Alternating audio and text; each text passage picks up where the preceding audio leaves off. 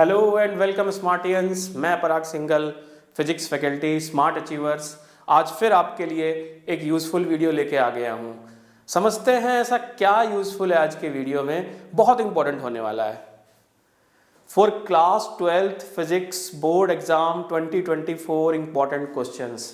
सो आप देख रहे हैं आज का वीडियो बहुत यूज़फुल होने वाला है आपके लिए। इसमें ऐसा क्या होने वाला है, इसमें अपकमिंग बोर्ड एग्जाम, अभी आप लोगों का सबका बोर्ड का एग्जाम है फिजिक्स का, उसमें सभी स्टूडेंट्स का यही कंसर्न है कि कुछ अच्छे क्वेश्चंस की प्रैक्टिस हो जाए, कुछ अच्छे क्वेश्चंस का रिवीजन हो जाए। यहाँ पे ये वीडियो आपका वही पॉइंट कवर करने वाला है। इस वीडियो के माध्यम से आपको फिजिक्स के मैक्सिमम जो इंपॉर्टेंट कॉन्सेप्ट्स हैं उनके ऊपर क्वेश्चन मिल जाएंगे, और एक बार आप यदि इस वीडियो को देख लेंगे तो वो सारे ही कॉन्सेप्ट्स आपके रिवाइज हो जाएंगे।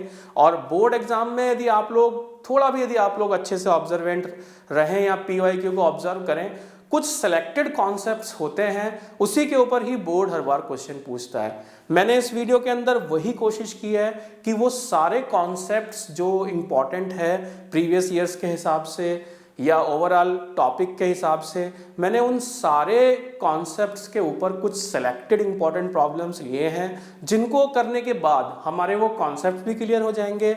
और यदि क्वेश्चन आता है हमारे पास तो उसके आसपास का ही क्वेश्चन आएगा, आप इजीली कर पाएंगे। ओवरऑल ये वीडियो आपको बहुत हेल्प करने वाला है फॉर योर बोर्ड एग्जाम। तो आप लोग इसको पूरा देखिए, शुरू से लेकर एंड तक देखिए। कोई प्रॉब्लम है तो आप मुझे टैग कर सकते हैं, कोई भी दिक्कत नहीं होने वाली यहाँ पे आपको। बहुत ही सिंपल तरीके से, इजीएस्ट मेथड, बहुत कम टाइम में मैं आपको एक्सप्लेन करने वाला हूँ, और आप लोग इसको ध्यान से देखते रहिए, एंड तक बने रहिए। Please like, share and subscribe this video for our motivation. So without any delay मैं इस वीडियो को स्टार्ट करता हूँ। तो सबसे पहला क्वेश्चन हमारी स्क्रीन पे आप लोग देख ही रहे होंगे। यहाँ पे इस क्वेश्चन को देखते हैं, इसमें क्या कहता है क्वेश्चन के अंदर, टू आइडेंटिकल सेल्स। तो ये सेल्स के ऊपर बेस्ड क्वेश्चन है। यदि आप लोगों को ध्यान हो तो हमारे पास करंट इलेक्ट्रिसिटी के अंदर एक टॉपिक है cells in series and cells in parallel combination. तो उसी में ही ये जो क्वेश्चन है वो पैरेलल कॉम्बिनेशन का क्वेश्चन है। Two cells each of EMF E, यहाँ पे दोनों ही सेल का EMF E है, और उसके बाद उनका इंटरनल रेजिस्टेंस नेग्लिजिबल है, बट इंटरनल रेजिस्टेंस हो भी सकता है, in this case it is negligible, और उन दोनों को पैरेलल में कनेक्ट किया गया है across an external resistance R, और हमें निकालना है what is the current through the external resistance. तो ये जो कॉन्सेप्ट है सेल्स का, बहुत इंपॉर्टेंट कॉन्सेप्ट है, सेल्स इन सीरीज या फिर सेल्स इन पैरेलल। हर साल बोर्ड में इसके ऊपर क्वेश्चन आता है, और इसीलिए मैंने इसको सबसे पहले एक क्वेश्चन ले लिया है इसका। इस क्वेश्चन में हम लोग पैरेलल का केस करेंगे, और आप देखेंगे यदि आप पैरेलल का केस कर लेते हैं तो सीरीज का केस काफी आसान है। इसके अलावा आगे की स्लाइड्स में एक क्वेश्चन मैंने सीरीज के ऊपर भी डिस्कस किया है। तो let us start with this question. इसमें हम पैरेलल केस ले रहे हैं। अच्छा, मैं इस केस को यदि कराऊंगा तो मैं डिटेल में करा रहा हूं आपको, जिसमें दोनों ही सेल का EMF भी डिफरेंट है और इंटरनल रेजिस्टेंस भी है दोनों सेल का। यदि मान लीजिए आपको ऐसा लगता है कि थोड़ा सा हल्का क्वेश्चन आ गया जिसमें EMF इक्वल है, तो आप E1 बराबर E2 कर सकते हैं। इंटरनल रेजिस्टेंस नहीं है तो बहुत ही अच्छा है, आप R1 R2 को 0 कर सकते हैं। तो यहाँ पे मैं आपको डिटेल में कराऊंगा, आप चाहें तो फिर इसको अपने हिसाब से मॉडिफाई कर सकते हैं। तो स्टार्ट करते हैं। तो दो सेल हैं हमारे पास, पहले सेल बना लेते हैं। This is cell 1, then cell 2। Cell 1 का EMF is E1 and internal resistance is R1. Similarly for cell 2, EMF is 2 and internal resistance is R2. तो यहाँ पे मैंने दो सेल ले लिए हैं, जिसमें पहले सेल का EMF E1 है, दूसरे सेल का EMF E2 है, internal resistance R1 and R2 है। इन दोनों ही सेल को हमने एक एक्सटर्नल रेजिस्टेंस से कनेक्ट कर दिया है। हमें निकालना है what is the current through this external resistance R।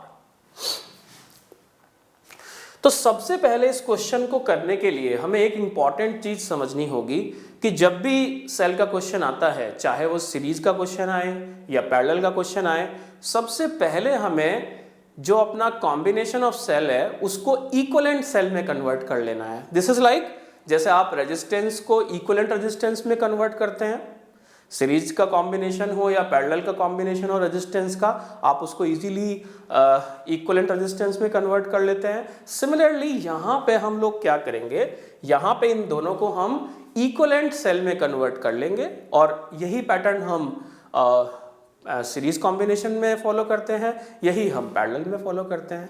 और एक बार इसका फॉर्मूला आपको याद हो जाएगा, एक बार प्रोसीजर याद हो जाएगा, तो इस क्वेश्चन को आप बड़े आराम से कर सकते हैं और इसमें से एक क्वेश्चन आने की पूरी उम्मीद है आपके लिए। तो देखते हैं कैसे इसको कन्वर्ट करते हैं। तो लेट अस से यदि मैं इन दोनों की जगह एक इक्विवेलेंट सेल बनाऊं, let us say this is my equivalent cell, और ये इक्विवेलेंट सेल को मैं इस रेजिस्टेंस के क्रॉस कनेक्ट करूं,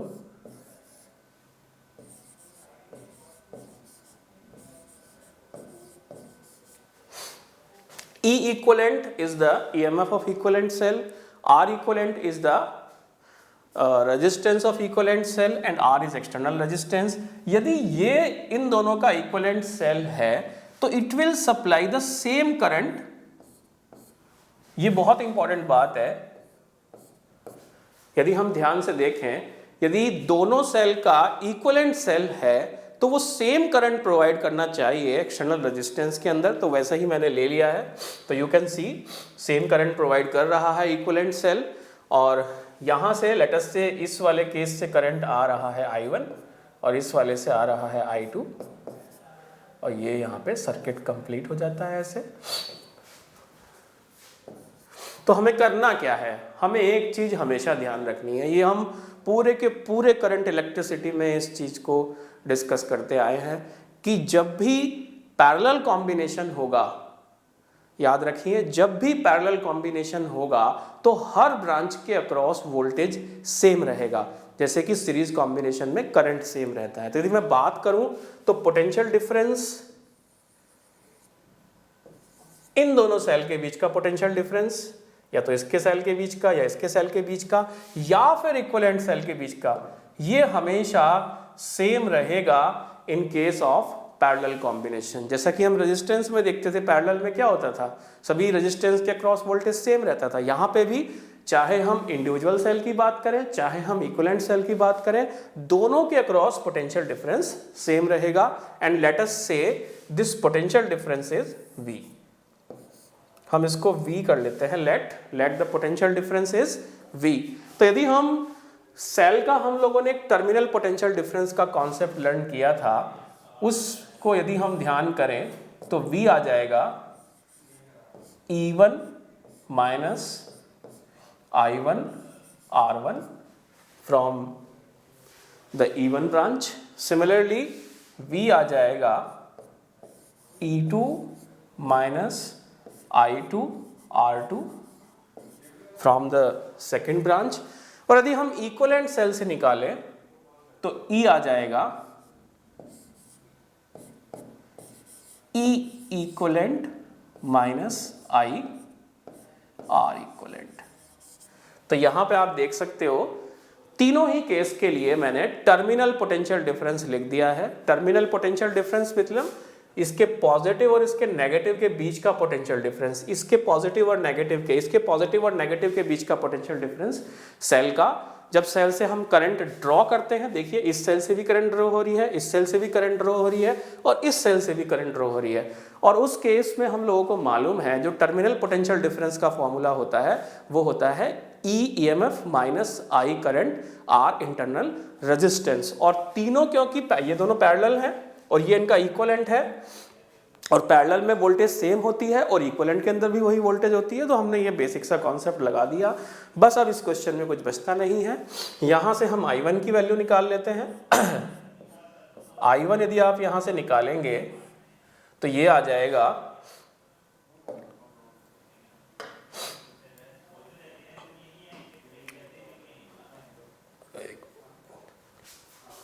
I1 यहां से आएगा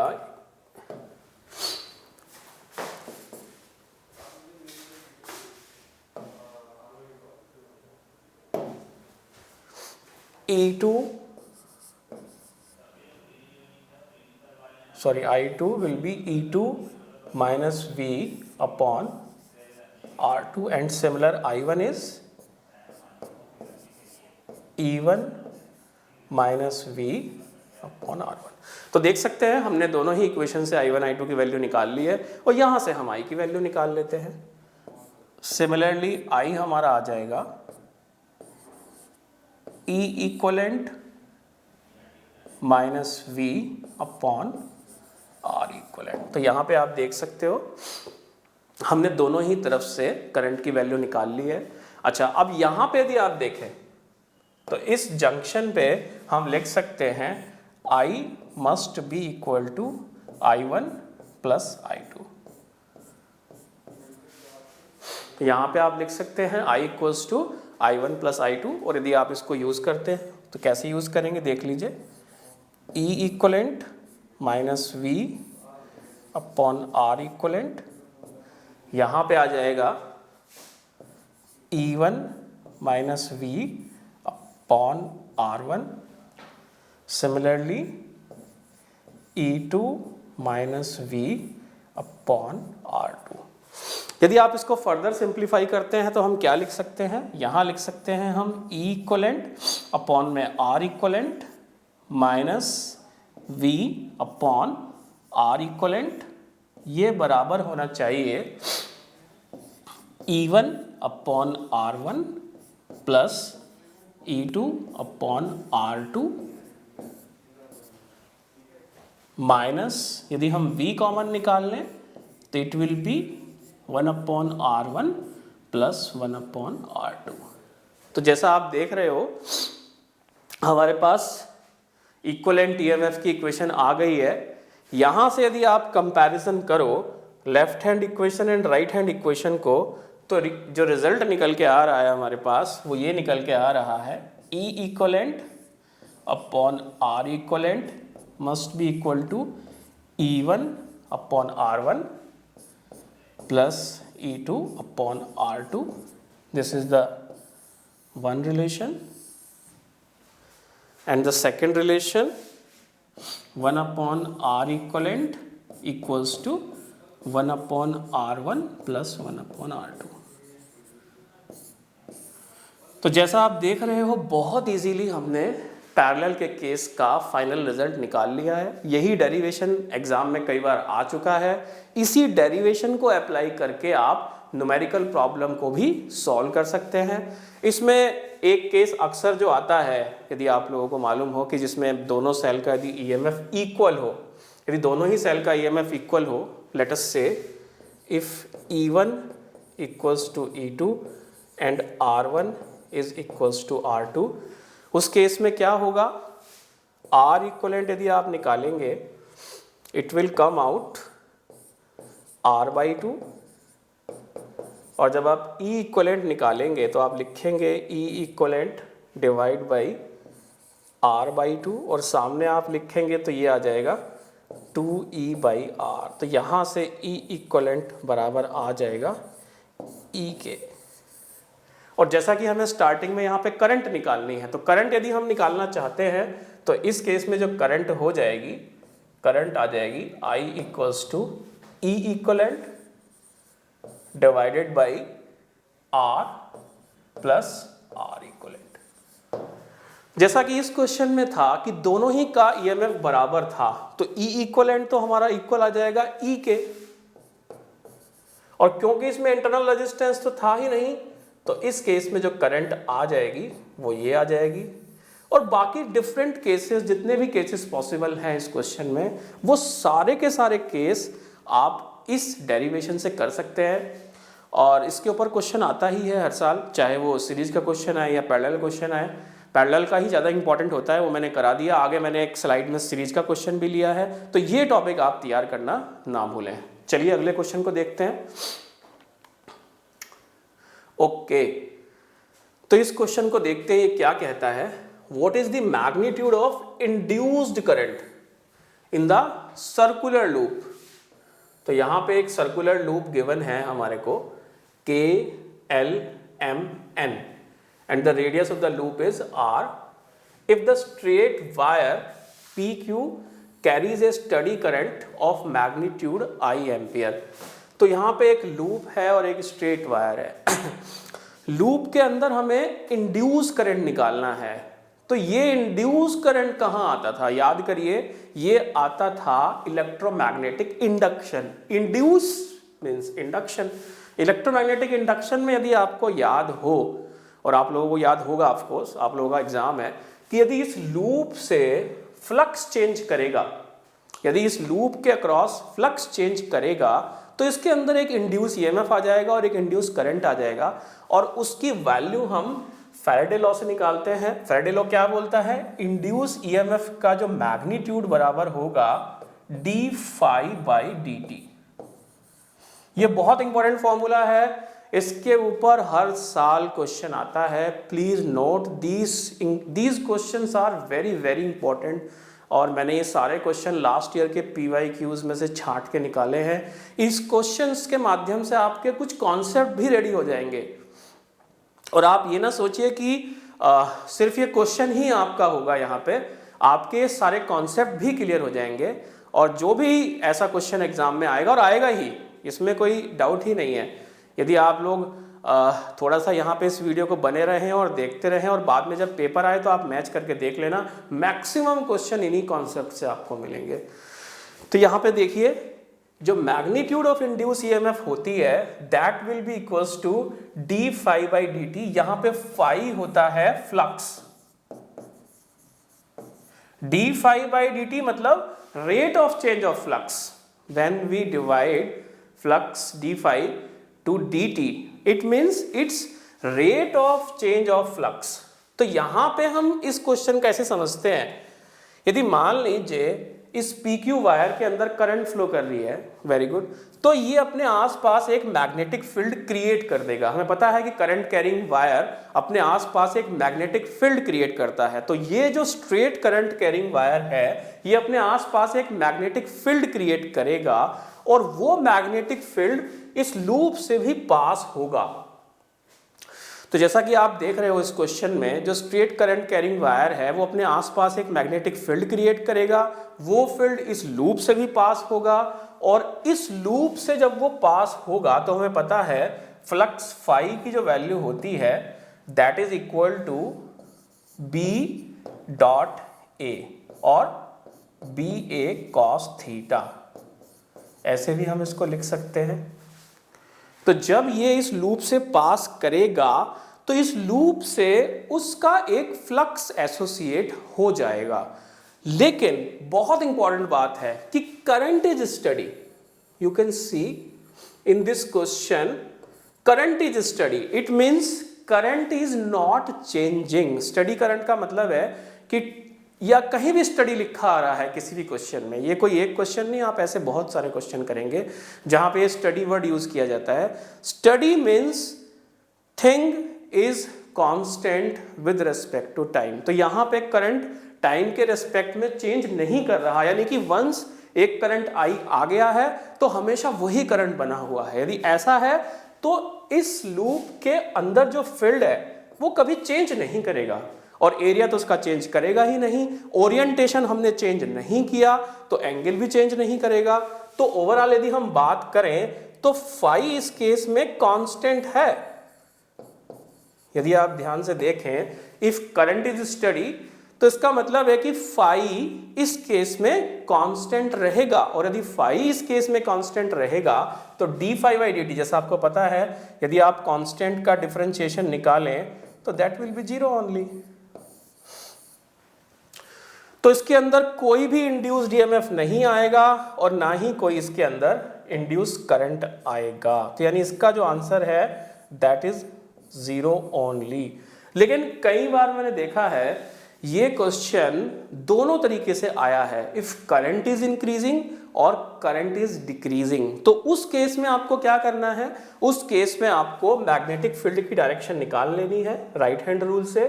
यदि करंट इंक्रीज हो रहा है, इंक्रीज मतलब यदि फ्लक्स इंक्रीज हो रहा है तो करंट ऐसी बनेगी इसके अंदर जो उसको डिक्रीज करेगी। जैसे फॉर एग्जांपल यदि करंट इंक्रीज हो रही है तो उसका मतलब बाहर का फ्लक्स है वो इंक्रीज हो रहा है, तो इसके अंदर जो फ्लक्स बनेगा यानी इसके अंदर क्लॉकवाइज करंट आ जाएगा टू रिड्यूस दैट फ्लक्स और दैट फील्ड। यानी क्योंकि लेंज लॉ क्या बोलता है, लेंज लॉ ये बोलता है, हमने इलेक्ट्रोमैग्नेटिक इंडक्शन के अंदर एक बहुत इंपॉर्टेंट लॉ पढ़ा है, लेंज लॉ, बहुत इंपॉर्टेंट है स्टूडेंट, आगे आएगा मेरी स्लाइड्स के अंदर, आप बने रहिए, एक क्वेश्चन हमने वहां से भी लिया है। इसके अंदर हमें यही सिखाया जाता है कि जो इंड्यूस्ड ईएमएफ बनता है वो पेरेंट ईएमएफ के हमेशा अपोजिट डायरेक्शन में बनेगा। यदि पेरेंट ईएमएफ बढ़ रहा है तो ये हमेशा उसको घटाएगा, और यदि पेरेंट ईएमएफ बढ़ाएगा, यदि पेरेंट ईएमएफ बढ़ रहा है तो ये उसको घटाएगा। तो उस चीज को ध्यान में रखते हुए आप दोनों ही केस में इस क्वेश्चन को कर सकते हैं। बहुत इंपॉर्टेंट क्वेश्चन है, ऐसा क्वेश्चन हर साल आता है, प्लीज इसको समझ लीजिएगा और कर लीजिएगा। आगे बढ़ते हैं। तो देखिए मैं पहले ही बोला था कि लेंज लॉ आने वाला है, और ये here is the question of Lenz law, हर साल इसके ऊपर क्वेश्चन आता है। डियर स्टूडेंट्स, प्लीज आप इस टॉपिक को अच्छे से तैयार करें, इस लॉ का स्टेटमेंट आपको याद होना चाहिए, और आपको पता है it follow the law of conservation of energy, तो वो भी आपको पता होना चाहिए कि ये law of conservation of energy को कैसे फॉलो करता है और कैसे हम इससे डायरेक्शन ऑफ करंट निकालते हैं in case of flux changing.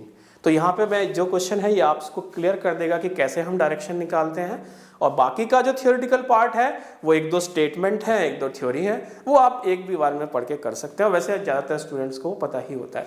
जो इंपॉर्टेंट पार्ट है वो मैं यहाँ पे आपका ये कवर कराने वाला हूँ। तो यहाँ पे देखिए इस क्वेश्चन की बात करते हैं। देखिए इस क्वेश्चन को जरा थोड़ा ध्यान से समझने की कोशिश करते हैं। Cross means magnetic field is inside the plane of board. तो ये एक मैग्नेटिक फील्ड है। हमने क्या किया है, हमारे पास एक इर्रेगुलर शेप का ये लूप है like this. So this is a loop. इस लूप के अंदर है A D C B, this is A, this is D, this is C, this is B. हमने क्या किया है, ध्यान से देखिएगा, हमने इस लूप को बड़ा कर दिया है, सर्किल की शेप में बना दिया। यानी अभी ये लूप सिकुड़ा हुआ है, अभी ये लूप थोड़ा छोटा है, इसको थोड़ा दाएं बाएं करके हमने थोड़ा छोटा किया हुआ है। नाउ हमने इसको खींच के इसका मैक्सिमम करके एक बड़ा सा एक सर्कुलर लूप बना दिया।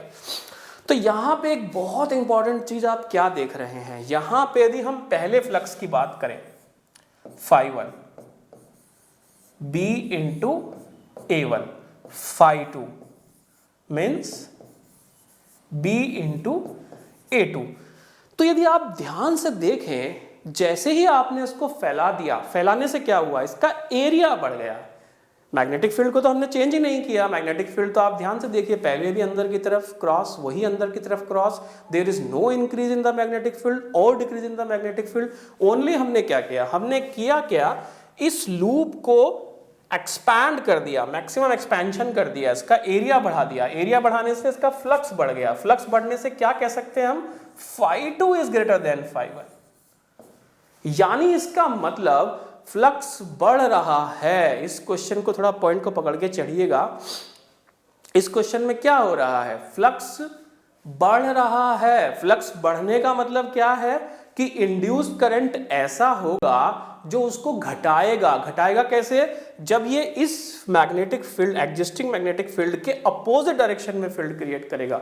और अपोजिट डायरेक्शन में फील्ड कैसे क्रिएट होगा, जब करंट कैसे बहेगी, क्लॉकवाइज। तो आप देख सकते हो कि फील्ड को घटाना है हमारे को। यदि जैसे ही हमने इसको एक्सपैंड किया, एक्सपैंड करने से क्या हुआ, एक्सपैंड करने से एरिया बढ़ा, एरिया के बढ़ने से फ्लक्स बढ़ गया, फ्लक्स बढ़ने से φ2 इज ग्रेटर देन φ1। यानी हमें क्या करना है, उसको हमें हमेशा उसको घटाना है। यदि फ्लक्स बढ़ रहा है तो हमें क्या करना है, उसको घटाना है। और कैसे घटाएंगे हम, घटाने के लिए हमें इसमें ऐसी करंट फ्लो करानी पड़ेगी जिससे कि इसका जो अपना फील्ड है वो बाहर की तरफ आ जाए, इस वाले फील्ड को ना कोइंसाइड करे। तो इसका फील्ड अपना कहाँ आ जाए, बाहर की तरफ। और बाहर की तरफ फील्ड कैसे आएगा, जब इसके अंदर जो करंट फ्लो करेगी that will B anti clockwise.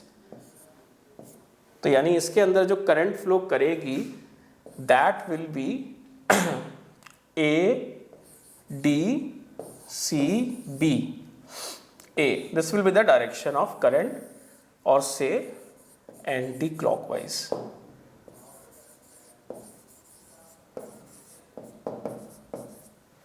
तो हैरान मत होइए, एक क्वेश्चन और भी है हमारे पास, इसको भी देख लेते हैं।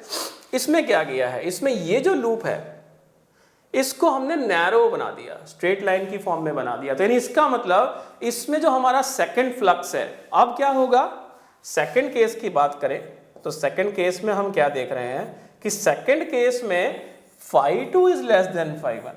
तो यानी करंट कुछ ऐसी होगी जो इसको स्ट्रेंथन करे। स्ट्रेंथन करे मतलब हम ऐसी करंट फ्लो कराएं इसके अंदर कि, अब क्योंकि इसमें फील्ड कैसा है, यदि आप ध्यान से देखिए इसमें जो फील्ड है वो बाहर की तरफ है। यदि आप ध्यान से देखें तो ये जो लूप है इसके लिए जो फील्ड है इट इज डॉट।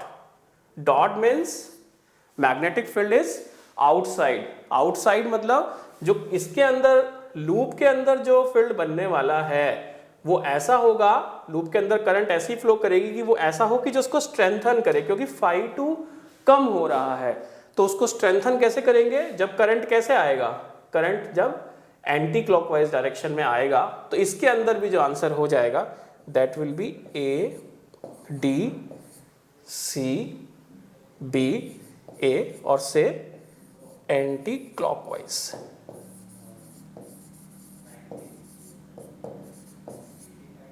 तो लेंज लॉ के ऊपर मैंने आपको 2 इंपॉर्टेंट क्वेश्चन कराए हैं। इन क्वेश्चंस में आपको बस यही ध्यान रखना है कि इंड्यूस्ड ईएमएफ या इंड्यूस्ड करंट कुछ ऐसा होगा कि उसका खुद का अपना जो मैग्नेटिक फील्ड होगा वो हमेशा अपोज करेगा। यदि घट रहा है तो उसको स्ट्रेंथन करेगा, और यदि बढ़ रहा है तो उसको घटाएगा। ये चीज़ आप ध्यान रखिएगा। अगला क्वेश्चन देखते हैं। ओके, यहाँ पे क्वेश्चन डायपोल का है। Dipole is another very important topic, और इलेक्ट्रिक डायपोल का है। तो यहाँ पे हमें ये जानना है कि डायपोल किस ओरिएंटेशन में स्टेबल होगा, किस ओरिएंटेशन में अनस्टेबल होगा। तो हमें पता है कि स्टेबल या अनस्टेबल जो हम निकालते हैं we calculate with the help of potential energy.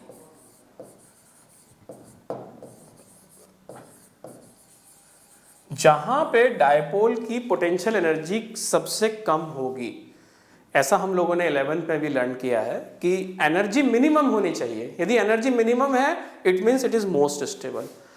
तो पोटेंशियल एनर्जी का फॉर्मूला हम लोगों को सबको याद ही है, -P.E या फिर PE cos थीटा। जब थीटा 0 होगा तो उस केस में पोटेंशियल एनर्जी होगी -PE, और जब थीटा 180 होगा, ऐसा हम सब लोगों को मालूम ही है, तब पोटेंशियल एनर्जी हो जाती है PE, और जब थीटा 90 होगा तब पोटेंशियल एनर्जी हो जाती है 0। तो ध्यान रखेंगे जब भी पोटेंशियल एनर्जी नेगेटिव होगी, नेगेटिव मतलब सबसे कम, नेगेटिव में सबसे कम कितना, जब cos थीटा की सबसे कम वैल्यू हो जाए, सबसे कम यानी 1, सबसे कम होने के बाद कितना आ गया माइनस का PE। ऐसे ही जब cos थीटा सबसे ज़्यादा हो जाए 180 तो कितना आ जाए PE आ जाए, और या फिर 90 जब cos थीटा 0 हो जाए। तो ये तीनों ही केस बड़े इंपॉर्टेंट है। यहाँ पे पोटेंशियल एनर्जी मिनिमम है, this will be the stable position, this will be the unstable position, and this will be the neutral position. बहुत इंपॉर्टेंट क्वेश्चन है पोटेंशियल एनर्जी का, हर साल आता है। इस फॉर्मूले का डेरिवेशन भी 1-2 बार आ चुका है, वो भी कर सकते हैं आप। इसके अलावा इसका स्टेबल, अनस्टेबल और न्यूट्रल, कहाँ पे ये स्टेबल है, कहाँ पे ये अनस्टेबल है, कहाँ पे ये न्यूट्रल है, इस क्वेश्चन को आप तैयार करना ना भूलें, बहुत इंपॉर्टेंट क्वेश्चन है। तो जैसा कि मैं देख रहा हूँ सारे के सारे क्वेश्चन बहुत इंपॉर्टेंट है बोर्ड पॉइंट ऑफ व्यू से। आप बने रहिए, देखते रहिए और जरूर करिए, भूलिएगा नहीं इनको।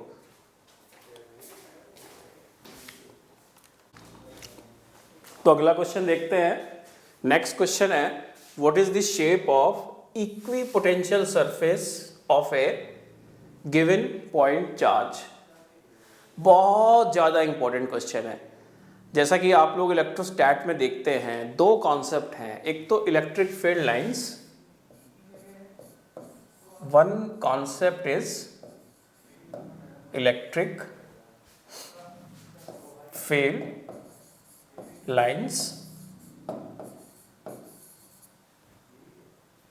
और other concept is equipotential surface.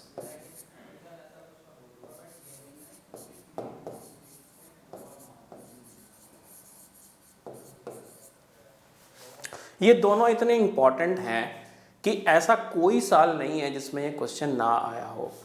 इन दोनों के लिए मैं सिर्फ ये कह सकता हूँ कि यदि आप इनको छोड़ रहे हैं तो 100% आपका कोई ना कोई क्वेश्चन छूट जाएगा। तो यहाँ पे ये दोनों ज़रूर से ज़रूर करके जाने हैं आपको। दोनों के बारे में देख लेते हैं। जैसा कि हम पॉइंट चार्ज की बात कर रहे हैं, तो पॉइंट चार्ज के केस में यदि मान लीजिए मैं एक पॉजिटिव पॉइंट चार्ज लेता हूँ, इस केस में यदि हम इलेक्ट्रिक फील्ड लाइंस को ड्रॉ करते हैं तो ये इलेक्ट्रिक फील्ड लाइंस होती हैं रेडियली आउटवर्ड डायरेक्शन में। तो इस तरह से हम इसको ड्रॉ कर सकते हैं। और ध्यान रखिएगा थोड़ा यूनिफॉर्म ही बनाई जाए, रैंडमली ना बनाई जाए, यूनिफॉर्मिटी को मेंटेन किया जाए। सो ये इलेक्ट्रिक फील्ड लाइंस होती हैं।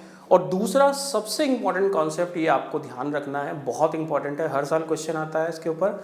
Equi potential lines, equi potential surface और इलेक्ट्रिक फील्ड लाइंस एक दूसरे को ऑर्थोगोनली मतलब परपेंडिकुलरली या नॉर्मली कट करती हैं। यानी मान लीजिए यदि मैं यहाँ से एक ऐसा स्फीयर बनाऊं जिसमें ये सारी रेडियल हो जाएं, ऐसे like this, these all are the radial directions।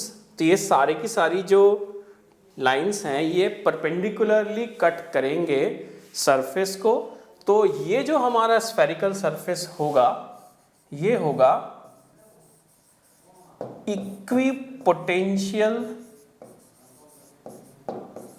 Surface.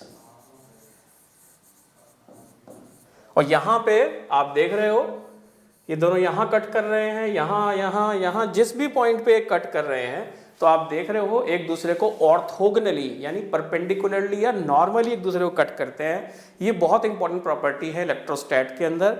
Electric field lines and equipotential surface cut each other orthogonally और perpendicularly.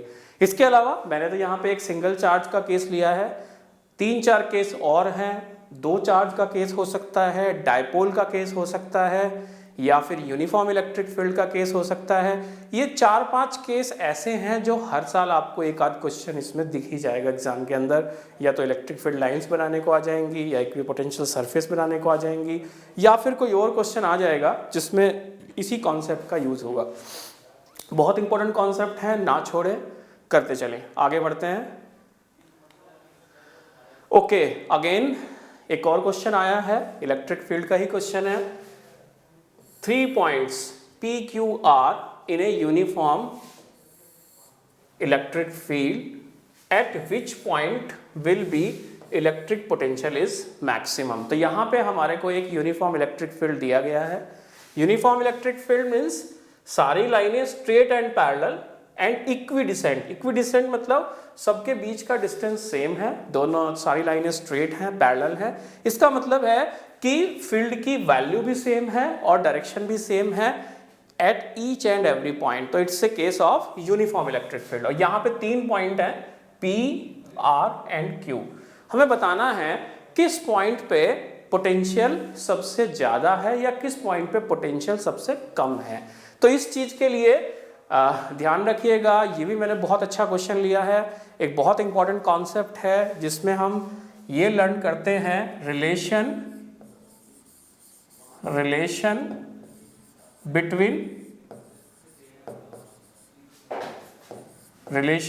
Between electric field E and potential V। तो यदि हमें V निकालना है तो बहुत इंपॉर्टेंट रिलेशन आता है, माइनस E निकालना है। यदि हमें E निकालना है तो E इक्वल्स टू, एक रिलेशन हम लोगों ने पढ़ा था, E dot dl integration sorry this is for V, 1 minute.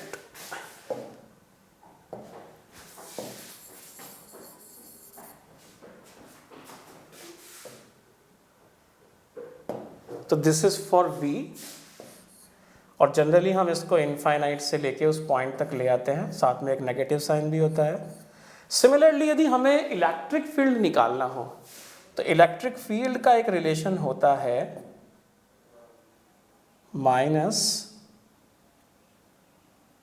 dV/dr। तो ये दो रिलेशन आप लोगों ने लर्न किए हैं, बहुत इंपॉर्टेंट रिलेशन है। इन दोनों को यूज करके इस तरह के क्वेश्चन को इजीली हम आंसर कर सकते हैं। जैसे फॉर एग्जांपल इसको देखते हैं, यदि मान लीजिए इलेक्ट्रिक फील्ड कांस्टेंट है तो यहां पे हम लिख सकते हैं dV equals to minus EdR। यानी इसका मतलब यदि हम V निकालें यहां से, इंटीग्रेट करें 1 to 2 इसको,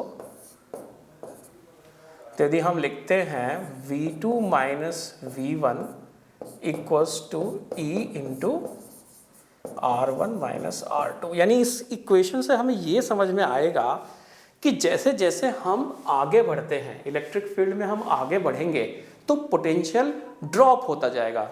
और ये माइनस साइन इसीलिए आता है क्योंकि जब हम dV लिखते हैं हम V2 माइनस V1, आगे की तरफ बढ़ रहे हैं dr, और हम पोटेंशियल डिफरेंस लिख रहे हैं तो आगे बढ़ रहे हैं, पोटेंशियल घट रहा है, इलेक्ट्रिक फील्ड की डायरेक्शन में चल रहे हैं।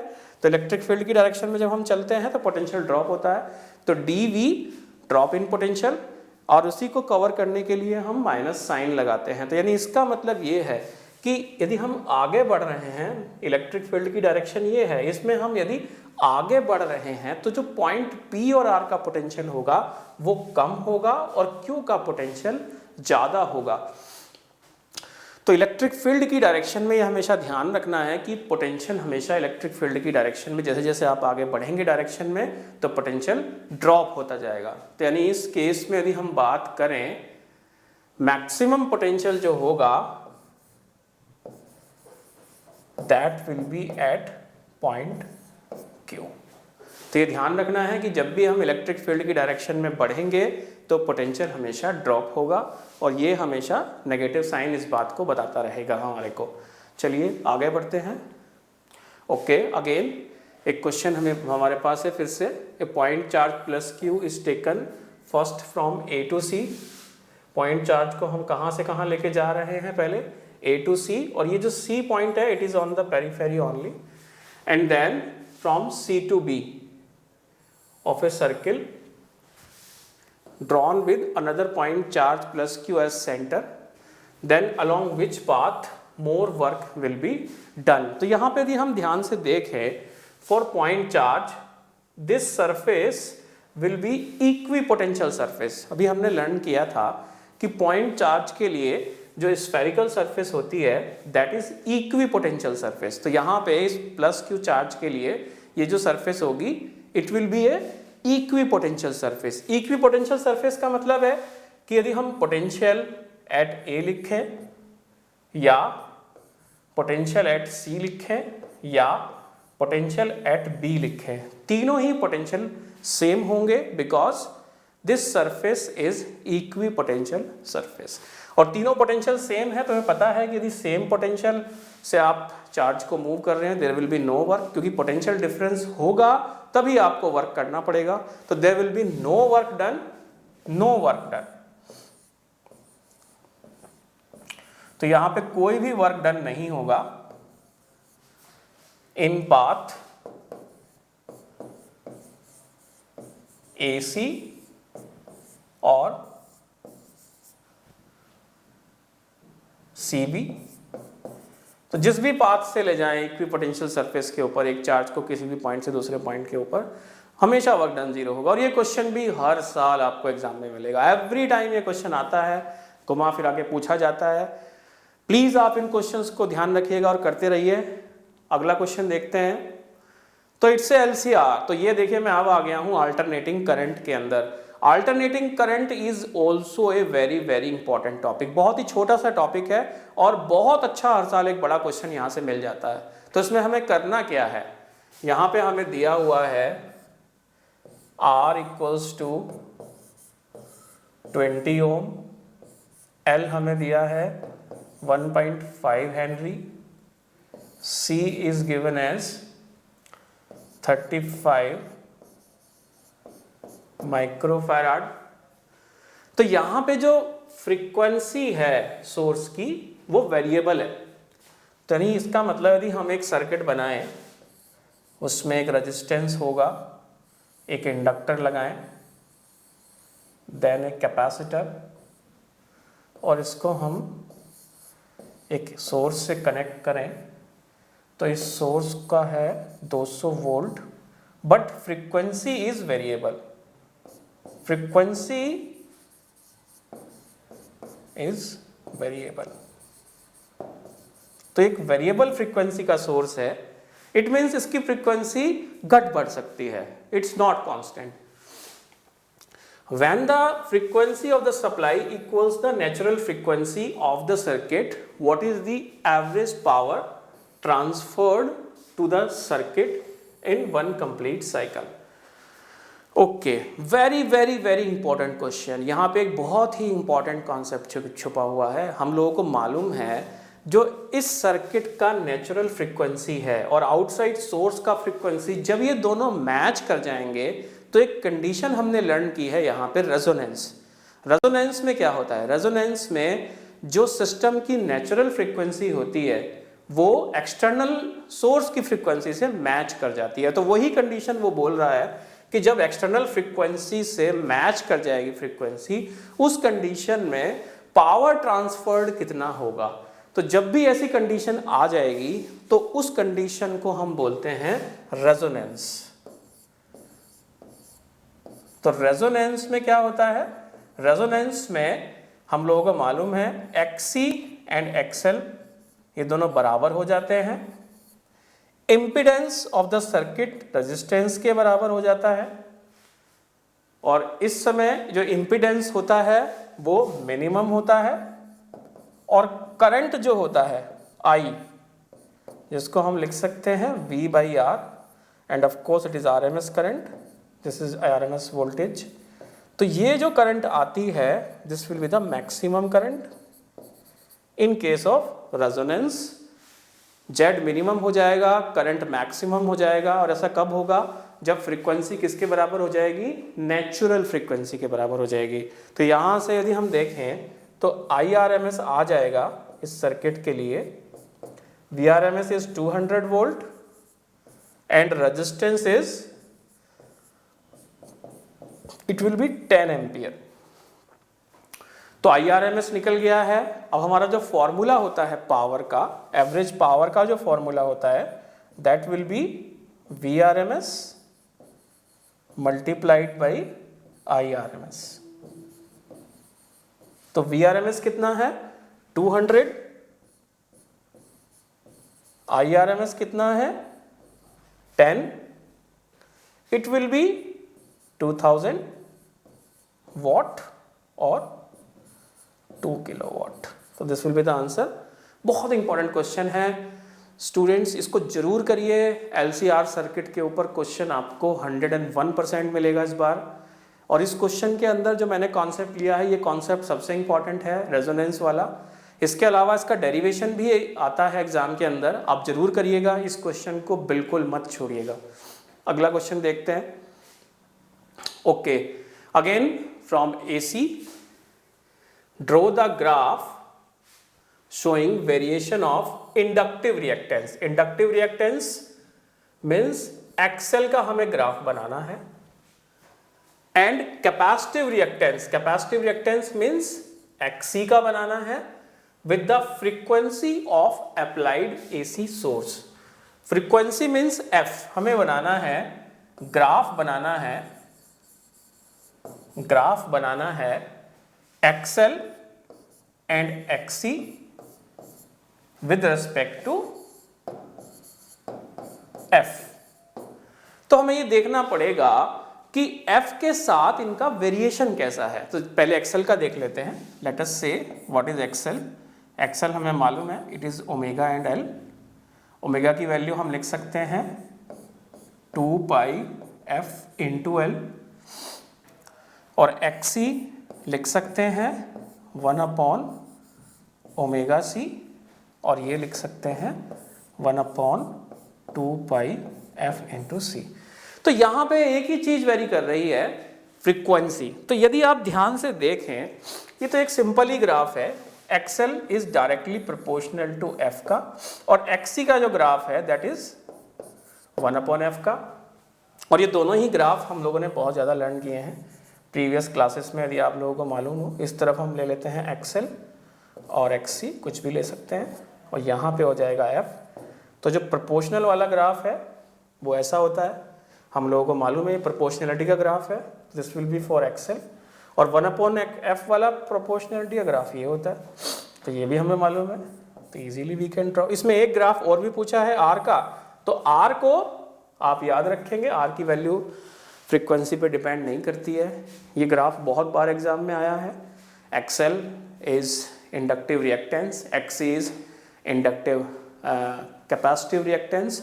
तो इन चीज़ों का आप जरूर ध्यान रखिएगा। अगला क्वेश्चन देखते हैं, can the voltage drop across the inductor और the capacitor in a series LCR circuit be greater than applied voltage of the AC source. यानी इसका मतलब ये है, यदि हमारे पास एक ये AC सर्किट है, इसके अंदर तीनों कंपोनेंट लगे हुए हैं, ये सोर्स है V वोल्ट का, this is resistance R, this is XL, this is XC। तो याद रहे कि जब हम सीरीज में चलेंगे तो current will be same for XL and XC और for R, current will be same. और यदि हम ध्यान से देखें तो जो Z होता है हमारा, वो होता है √R plus XL minus XC या XC माइनस XL का होल स्क्वायर। यानी इसका मतलब ये है कि जो XL और XC हैं उनकी वैल्यू Z से ज़्यादा हो सकती है, क्योंकि यहाँ पे हम डिफरेंस ले रहे हैं, R प्लस में है but here we are using the difference. यानी इसका मतलब ये कह सकते हैं कि XL और XC की वैल्यू Z से ज़्यादा हो सकती है। और यदि XL या XC की वैल्यू Z से ज़्यादा हो गई for the same current, remember for the same current Z is the resultant sum of these three. यदि इसमें से किसी भी की वैल्यू आपकी Z से ज़्यादा हो गई, मे बी इट्स XL और मे बी इट्स XC, तो उस केस में सेम करंट के लिए वोल्टेज ज़्यादा हो जाएगा। तो it means it's A correct answer, greater हो सकता है वोल्टेज ड्रॉप, बिकॉज क्योंकि हम हमेशा डिफरेंस लेते हैं XL और XC का, हम XL और XC को इंडिपेंडेंटली नहीं ले रहे हैं, डिफरेंस की वजह से किसी के भी अक्रॉस ज़्यादा वोल्टेज ड्रॉप हो सकता है। Okay, next question. ओके, ये भी क्वेश्चन बहुत इंपॉर्टेंट है। 2 point charges 4Q and Q, तो 2 पॉइंट चार्ज हैं, one is 4Q and other is Q and they are separated by 1 meter. Point on the line joining the charges is electric field intensity is 0. हमें एक ऐसा point निकालना है joining line के ऊपर जहां पे इलेक्ट्रिक फील्ड इंटेंसिटी 0 हो। तो let us say this is the point P जहां पे इलेक्ट्रिक फील्ड इंटेंसिटी 0 हो। तो 4Q कारण यहाँ पे इलेक्ट्रिक फील्ड होगा आउटवर्ड, Q के कारण होगा आउटवर्ड। और यदि यहाँ पे इलेक्ट्रिक फील्ड इंटेंसिटी 0 होनी है तो दोनों का ही इलेक्ट्रिक फील्ड बराबर होना चाहिए। तो हम लिख सकते हैं E due to 4Q must be equal to E due to Q। और इस पॉइंट को यदि हम X ले लें तो it will be 1 minus X। Electric field point charge का हमें मालूम ही है KQ/R², तो हम लिख सकते हैं K into 4Q divided by x²। इसको हम लिख सकते हैं KQ divided by 1 minus x का स्क्वायर। तो यहाँ पे यदि हम इसका स्क्वायर रूट ले लें तो ये बचता है 2/x equals to 1/1 minus x। This will be 2 minus 2x equals to x और x इक्वल्स टू 2/3। ये भी बहुत इंपॉर्टेंट क्वेश्चन है, बहुत आता है पहले से। इसमें बस आपको क्या करना होता है, इसमें इलेक्ट्रिक फील्ड को, नेट इलेक्ट्रिक फील्ड को जीरो करना होता है, electric field due to two charges निकाल के बराबर करके हम उससे क्वेश्चन को सॉल्व कर सकते हैं। अगला क्वेश्चन देखते हैं। फिर से एक electric field in a region radially outward and varies with the distance. तो यहाँ पे हमें इलेक्ट्रिक फील्ड की वैल्यू डिस्टेंस के हिसाब से दी हुई है, means electric field is not constant. यदि आप ध्यान से देखें, electric field is not constant और इलेक्ट्रिक फील्ड की जो वैल्यू है वो हमें दी हुई है चार्ज रेडियस के हिसाब से। यदि मान लीजिए आप r की वैल्यू 1 मीटर रख देंगे तो आपको 1 मीटर पे मिल जाएगा, 2 मीटर रख देंगे तो 2 मीटर पे मिल जाएगा।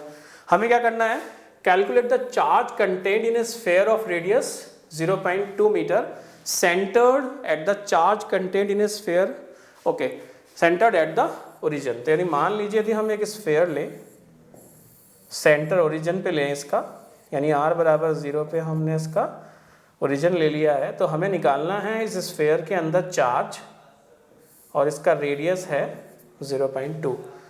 ओके, बहुत ही इंपॉर्टेंट एक कॉन्सेप्ट हम लोगों ने लर्न किया था, इलेक्ट्रिक फ्लक्स। यदि आप लोगों को याद हो, इलेक्ट्रिक फ्लक्स, गॉस लॉ क्या बोलता है, इलेक्ट्रिक फ्लक्स जो बराबर होता है वो बराबर होता है charge enclosed divide by epsilon not. तो यदि हम किसी तरह से इसका फ्लक्स निकाल लें इलेक्ट्रिक फील्ड का और फिर उसको एप्सिलॉन नॉट से मल्टीप्लाई कर दें तो हम चार्ज एनक्लोज्ड इजीली निकाल सकते हैं। और इलेक्ट्रिक फील्ड निकालना इजी है क्योंकि r डिस्टेंस का जो ये स्फेरिकल सरफेस, हमने इसको गॉसियन सरफेस ले लिया है, late us say this is Gaussian surface. यदि हम फ्लक्स निकालें इलेक्ट्रिक फील्ड का थ्रू दिस सरफेस, तो इलेक्ट्रिक फील्ड, इस सरफेस पे इलेक्ट्रिक फील्ड की जो वैल्यू होगी दैट विल बी 250 इंटू 0.2 और से 50। तो इस सरफेस पे जो उसकी वैल्यू होगी दैट विल बी 50 वोल्ट पर मीटर। और हमें निकालना है फ्लक्स। फ्लक्स क्या होता है, E डॉट A, और इस केस में इलेक्ट्रिक फील्ड इज रेडियल, यानी it means the angle is 90 between electric field and area. तो ये आ जाएगा E इंटू A के बराबर। E कितना दिया हुआ है हमारे को, E दिया हुआ है 50, एरिया इस केस में हो जाएगा 4 पाई इंटू r स्क्वायर। तो ये हो गया फ्लक्स। और फ्लक्स की वैल्यू यदि हम यहाँ रख दें तो Q इक्वल्स टू आ जाता है 50 into 4 pi r square into epsilon not. Okay, तो यदि हम लोग यहाँ पे देखें 1/4 pi epsilon not is 9 into 10 की पावर 9। तो यदि हम इसको उल्टा कर दें तो हमें मिल जाएगा 50/9 इंटू 10 की पावर 9 और r स्क्वायर हो जाएगा 0.2 इंटू 0.2। तो देखिए आंसर आ चुका है, सारी वैल्यू हमें गिवन है। एक 0.2 से ये कट जाएगा, एक 5 से हमारा 1 पॉइंट और चला जाएगा। तो हम इसको लिख सकते हैं 2/9 इंटू 10 की पावर -9 और फर्दर यदि हम इसको सॉल्व करेंगे इट विल बी 2.2 इंटू 10 की पावर -10 कूलम। तो यहाँ पे गॉस लॉ बहुत इंपॉर्टेंट है। गॉस लॉ के ऊपर मैंने तो एक छोटा सा प्रॉब्लम लिया है, लेकिन गॉस लॉ आपको 100% कर लेना है, सारे डेरिवेशन के साथ कर लेना है। आपको यहाँ से क्वेश्चन मिलेगा ही मिलेगा, कोई डेरिवेशन मिल जाएगा या फिर कोई न्यूमेरिकल मिल जाएगा, लेकिन गॉस लॉ बहुत ज़्यादा इंपॉर्टेंट है, इसको छोड़ नहीं सकते आप। तो मैंने भी यहाँ पे एक क्वेश्चन लिया है, मैंने आपको समझाया है, बाकी क्वेश्चंस में कुछ नहीं करना, आप डेरिवेशंस के अंदर भी सिंपली गॉस लॉ से डेरिवेशन कर सकते हैं, गॉसियन सरफेस लेके वही चीज़ आप करिए और आपका ये क्वेश्चन 100% बन जाएगा। नेक्स्ट क्वेश्चन देख दें। तो यहाँ पे हमें बताना है, state the condition under which the phenomena of resonance occurs in series LCR circuit and plot a graph showing variation of current with frequency of AC source in series LCR circuit. तो ये फिर से वही question आया है, अभी हमने पहले देखा ही था कि रेजोनेंस में क्या होता है, रेजोनेंस में जो फ्रीक्वेंसी होती है that will be equal to the natural frequency. Natural frequency of the system और सर्किट। जब सर्किट की नेचुरल फ्रीक्वेंसी के बराबर सोर्स की फ्रीक्वेंसी हो जाएगी, उस कंडीशन में हमें रेजोनेंस मिले, और रेजोनेंस जब भी मिलता है तो करंट हो जाती है मैक्सिमम। एट रेजोनेंस जो करंट होता है,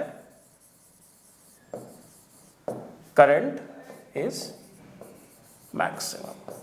तो ये ध्यान रखेंगे, रेजोनेंस के अंदर जो करंट रहेगा दैट विल बी मैक्सिमम। तो यहां पे यदि आप देखो, यदि हम ग्राफ बनाने की कोशिश करें तो कुछ इस तरह का ग्राफ होता है। यहाँ पे हम फ्रीक्वेंसी लेते हैं, इस तरफ हम लेते हैं करंट, तो कुछ इस तरह का ये ग्राफ हम बनाते हैं इस केस में, ये आप ध्यान रखिएगा। और ये जो फ्रीक्वेंसी होती है, इस frequency, this is the natural frequency जिस पे करंट मैक्सिमम अचीव होती है हमारे को, this will be the I max. तो ये चीज़ जरूर ध्यान रखिएगा कि रेजोनेंस पे जो करंट होगी वो मैक्सिमम होगी, और bell shaped normal distribution curve होता है, फ्रीक्वेंसी कम ज़्यादा करोगे तो सेम करंट 2 बार अचीव होगी, और इस तरह से दोनों तरफ ये ग्राफ चलता रहेगा। Okay, very important question. अगला क्वेश्चन देखते हैं। ओके, ये क्वेश्चन बहुत इंपॉर्टेंट है, ये मैंने देखा बोर्ड में हर साल ही इस तरह का एक क्वेश्चन आता है, तो इसको भी देख लेते हैं। Straight current carrying wire carrying a current of 12 ampere. तो इस वायर के अंदर जो करंट है दैट इज 12 एम्पियर। इसको हमने सेमी सर्कुलर आर्क की फॉर्म में बनाया है, रेडियस है 2 सेंटीमीटर, ठीक है। What is the direction and magnitude of magnetic field at the centre of the arc. तो हमें इसके सेंटर पे बताना है what is the direction and magnitude. तो सबसे पहले मैग्नीट्यूड की बात कर लेते हैं। तो मैग्नेटिक फील्ड सेंटर पे जो होता है that will B mu not I upon 2r। ये जो होता है that is for full circle, और यहां पे क्योंकि हाफ सर्किल है तो इसका आधा हो जाएगा, क्योंकि यूनिफॉर्मली मैग्नेटिक फील्ड कंट्रीब्यूट करता है सर्किल, तो इसका हाफ हो जाएगा। तो हाफ सारी वैल्यू हमें मालूम है, mu naught is 4 pi into 10 की power -7, current is 12 ampere and the radius is 4। R कितना है, आर आ गया है हमारे पास 2 इंटू 4 इंटू 2 इंटू 2 10 की पावर -2। सेंटीमीटर को हमने मीटर में कन्वर्ट कर लिया है, इसको हम सॉल्व कर सकते हैं। 4 से 4 कैंसिल आउट हो जाता है and this will B 6 and this will be -5, तो इट विल बी 6/5 इंटू 10 की power -5 and the unit is Tesla. तो इस तरह से हम मैग्नेटिक फील्ड की वैल्यू निकाल सकते हैं। डायरेक्शन निकालने के लिए राइट हैंड रूल यूज करना पड़ेगा। For this case magnetic field will be inward. यदि हम इस केस को देखें, इस केस में बस चेंज ये होगा कि मैग्नेटिक फील्ड आउटवर्ड हो जाएगा, सब कुछ सेम ही है, आंसर यही रहेगा, but the field is outward. अब क्वेश्चन ये है कि इन दोनों वायर की क्या कहानी है। देखिए, स्ट्रेट वायर का मैग्नेटिक फील्ड होता है, लेकिन यदि हम उसकी एक्सिस पे बात करें, देखिए ये पॉइंट जो आ रहा है वो एक्सिस पे आ रहा है, तो एक्सिस पे कोई स्ट्रेट वायर का मैग्नेटिक फील्ड नहीं लिया जाता है, तो इसलिए इन दोनों स्ट्रेट वायर का कोई भी मैग्नेटिक फील्ड नहीं होगा। ओनली ये हाफ सर्कुलर लूप का मैग्नेटिक फील्ड होगा, जिसको हम centre of magnetic field at centre के फॉर्मूले से निकाल सकते हैं। अगला क्वेश्चन देखते हैं।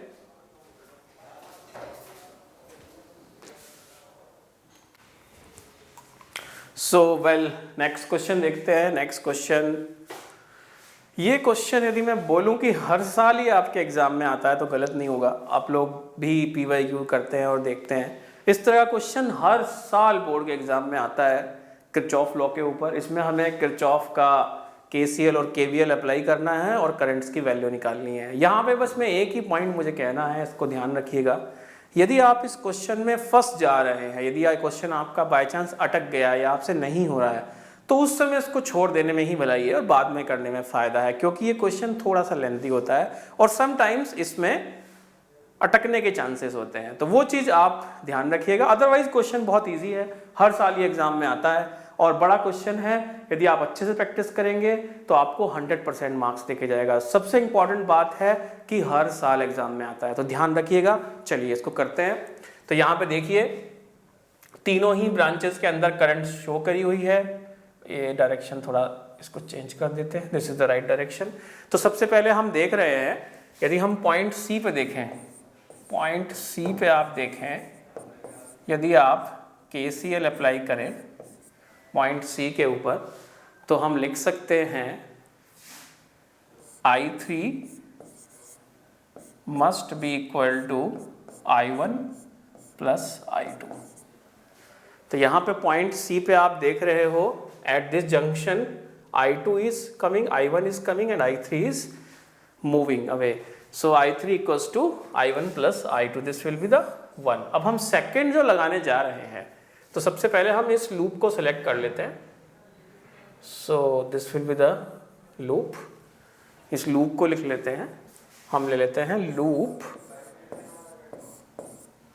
हम जो ले रहे हैं लूप वो है HGC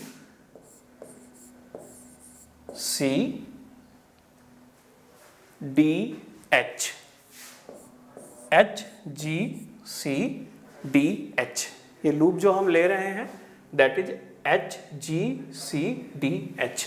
तो यहाँ पे ये लूप लिया है हमने। इस लूप में आप 1 by 1 साइड लेके चलते हैं, HG, GC, CD and DH। पहले HG देखते हैं। तो जब आप मूव करते हैं, we are moving from negative to positive, it means potential is rising, it means it's positive, तो हम लिखेंगे पॉजिटिव। उसके बाद करंट की डायरेक्शन में बढ़ रहे हैं तो पोटेंशियल ड्रॉप होगा, नेगेटिव साइन आ जाएगा, -3I2। फिर आगे बढ़ते हैं, इस लाइन में कोई वैल्यू नहीं है, इस लाइन में पढ़ेंगे it will be 2I3, but again in the direction of current, तो इट विल बी नेगेटिव। तो यानी कि हमने एक लूप के लिए इसको लगा लिया है। इक्वेशन आ गई है 6 - 3I2 - 2I3। तो इसको हम फर्दर रीअरेंज कर सकते हैं। It will be 3I2 plus 2I3 equal to 6 and this is our equation number second. एक इक्वेशन हमें और चाहिए क्योंकि हमारे पास 3 वेरिएबल है, तो उसके लिए हम नीचे वाला लूप ले लेते हैं। नीचे वाले लूप में अब इस तरफ से चल देते हैं, तो इस बार ले लेते हैं BACDB। तो अब हम ले लेते हैं लूप BACD एंड P। तो सबसे पहले BA को देखें, again 12 -5 of I1, again AC में कोई करंट नहीं है, छोड़ देते हैं। CD में फिर से देखें -2 I3 and no current further equals to 0। इसको फिर से अरेंज कर लेते हैं। अरेंज करेंगे तो ये कितना आ जाएगा, एक बार फिर से चेक कर लेते हैं। 12 -5 I1 एंड -2 I3, तो ये आ जाएगा 5 I1 plus 2 I3 equal to 12। Now अब हमारे पास ये 3 इक्वेशन आ गई हैं, इनको हम सॉल्व करके आंसर निकाल सकते हैं। मैं एक आंसर निकाल के दिखाता हूँ आपको। जैसे ये इक्वेशन हमारी I2 I3 में है और ये इक्वेशन I1 I3 में है, तो इस इक्वेशन को हम I1 I3 बना लेते हैं। I1 I3 के लिए हमें क्या करना होगा, I2 को हमें लिखना होगा I3 - I1। तो इसको आप रिप्लेस कर सकते हैं, तो ये हो जाएगा 3I3 -3I1 और प्लस का 2I3 and this is equal to 6। इसको फर्दर करते हैं हम, तो ये आ गया 5I3 -3I1, 3 और 2 5I3 -3I1 इक्वल्स टू 6। अब यहाँ पे देखिए, ये है 5i1 प्लस 2i3। तो यहाँ पे हम इन दोनों को कंपेटिबल बना लेते हैं। कंपेटिबल कैसे बनाएंगे, इसको 3 से मल्टीप्लाई कर देते हैं और इसको 5 से मल्टीप्लाई कर देते हैं। तो 3 से मल्टीप्लाई करके इसको लिख देते हैं, it will be 15i1 and 6i3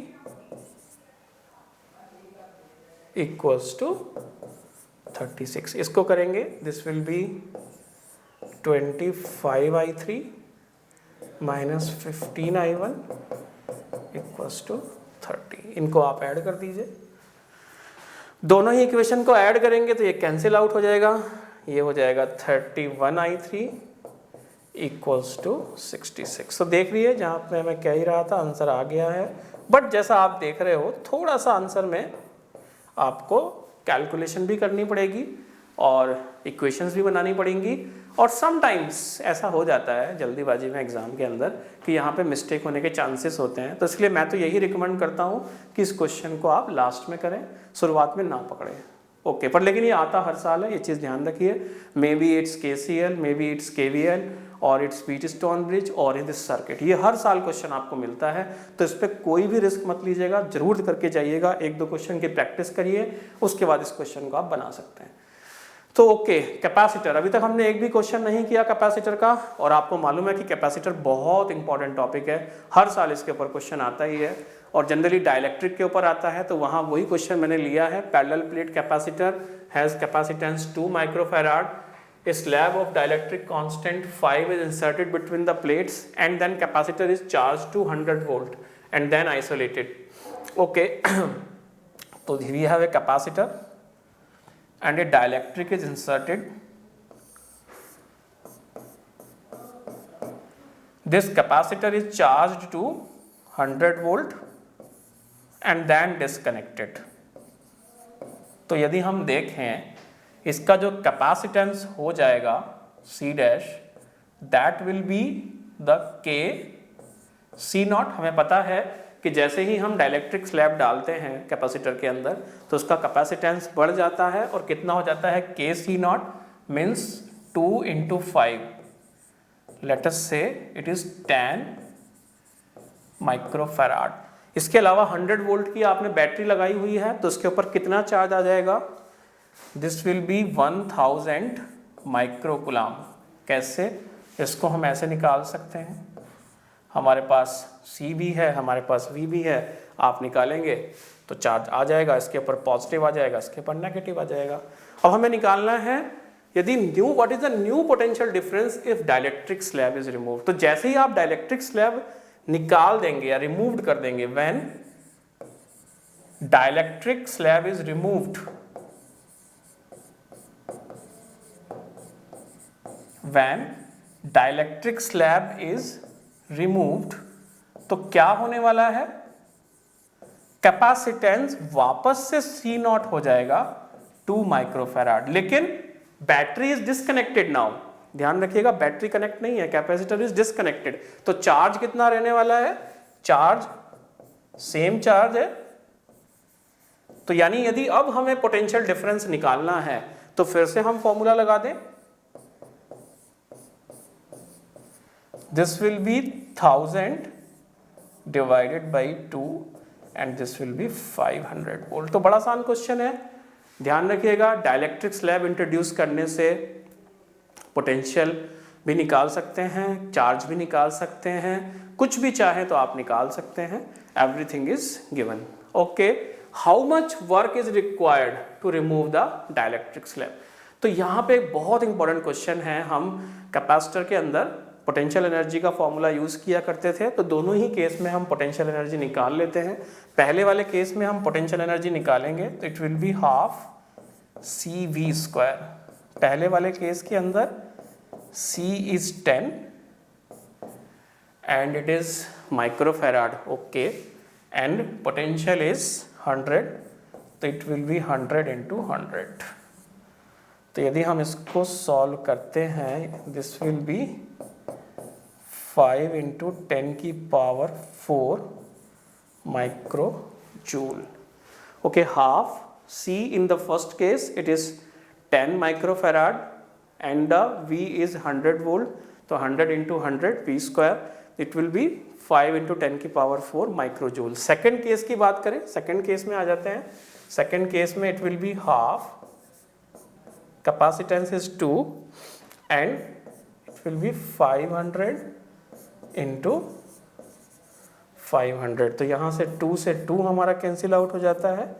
it will be 25 into 10 की पावर 4 माइक्रोफेराड, माइक्रोजूल सॉरी। यहाँ पे हम देख सकते हैं आंसर आ गया है हमारे पास, यानी कि इनिशियली एनर्जी इज 5 इंटू 10 की power 4 and when the dielectric slab is removed it is 25 into 10 की पावर 4। सो जो भी वर्क है वो कहाँ चला गया है, एनर्जी में चला गया है, तो वर्क रिक्वायर्ड आ जाएगा, वर्क आ जाएगा 25 माइनस 5 इंटू 10 की power 4 माइक्रोजूल, it will be 20 into 10 की पावर 4 माइक्रोजूल। तो ये बहुत इंपॉर्टेंट क्वेश्चन है। कैपेसिटर में मैं आपको ये श्योर कर सकता हूँ, यदि आप आज ये वीडियो देख रहे हैं तो मैं श्योर कर सकता हूँ या तो डाइलेक्ट्रिक स्लैब के ऊपर क्वेश्चन आएगा या फिर एनर्जी या वर्क निकालने का क्वेश्चन आता है। हर साल यही क्वेश्चन आता है। ऐसे एक दो क्वेश्चन मैंने और लिए हैं स्लाइड के अंदर, आप बस इनको प्रैक्टिस करिए। ये सारे कॉन्सेप्ट मैं आज आपके क्लियर करने वाला हूँ और इसको करने के बाद, अच्छे से समझने के बाद आप लोग देखिएगा आपका पेपर बहुत अच्छा होने वाला है। ओके, आगे बढ़ते हैं। अगेन मैं फिर से बोल रहा था, एक और क्वेश्चन लिया है मैंने। A parallel plate capacitor is charge to a potential V by a DC source. The capacitor is then disconnected from the source if the distance between the plate is doubled. तो यहाँ पे क्या किया गया है, पहले हमने let us say this is the capacitor और इसको आपने एक बैटरी से कनेक्ट किया V वोल्ट की और इसके ऊपर चार्ज आ गया Q.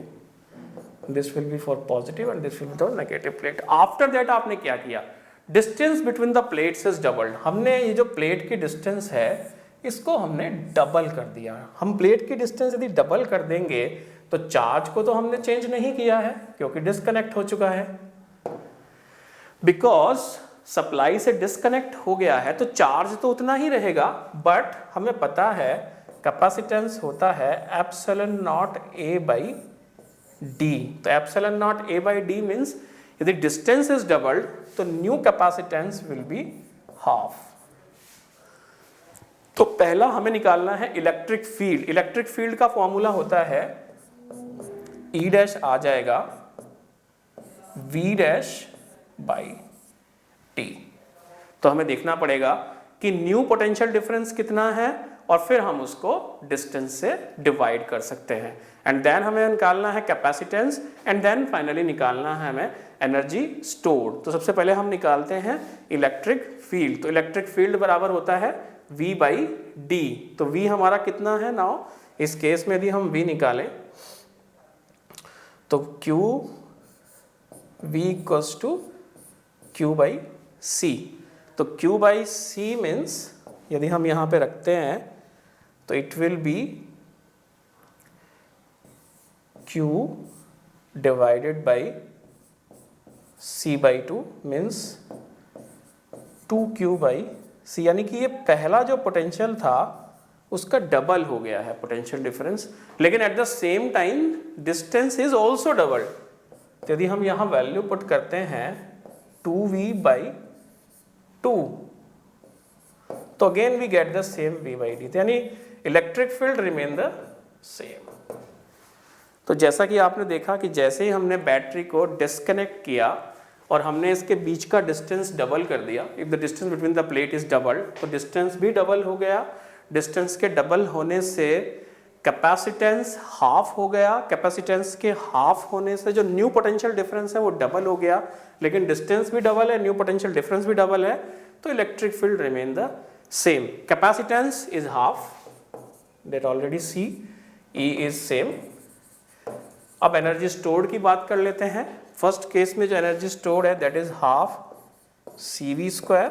सेकेंड केस की बात कर लेते हैं, it is half C becomes C by 2 but V become 2V, 2V into 2V तो what you see, it is becoming twice of half CV square. Okay, it is twice of half CV square. It means energy become double. ये double हो जाएगा, ये half हो जाएगा, that will remain the same. और ये इसलिए भी डबल हो जाएगी एनर्जी बिकॉज आप जब भी पुल करेंगे तो you will do work and that work will be stored in the form of potential energy. तो यहाँ पे आप देख सकते हो, बहुत अच्छा क्वेश्चन है. कैपेसिटर में ऐसे ही क्वेश्चन आपको मिलेंगे. अगला क्वेश्चन देखते हैं. 3 point charges Q, 2Q and capital Q are placed at the vertices of 3 equilateral triangle. Okay, there are the vertices. So this is Q, this is 2Q and this is capital Q. तो हमें क्या निकालना है? Find the value of Q so that electric potential energy of the system is 0. तो देखिए, मैं बहुत देर से सोच ही रहा था कि ये क्वेश्चन बहुत इंपॉर्टेंट है. ये मैंने लिया था इलेक्ट्रिक पोटेंशियल एनर्जी. तो इलेक्ट्रिक पोटेंशियल एनर्जी का जो फॉर्मूला होता है हमें मालूम है K Q1 Q2 upon R. इसमें बस एक चीज़ का ध्यान रखिएगा, साइन के हिसाब से चार्ज रखने होंगे.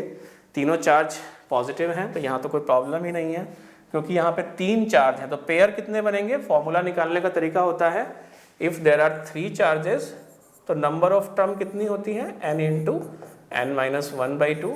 तो यानी 3 इंटू 3 माइनस 1/2, यानी कि it means 3 terms will come for the total potential energy. तो इस तरह से हम ये पता कर सकते हैं कि कोई भी कॉम्बिनेशन है उसमें पोटेंशियल एनर्जी कितनी टर्म आएंगी. जैसे मुझे पता चल गया अब 3 टर्म्स आएंगी तो मैं 3 टर्म्स बना सकता हूँ. कैसे? पहले इन दोनों के बीच में लिख लेता हूँ K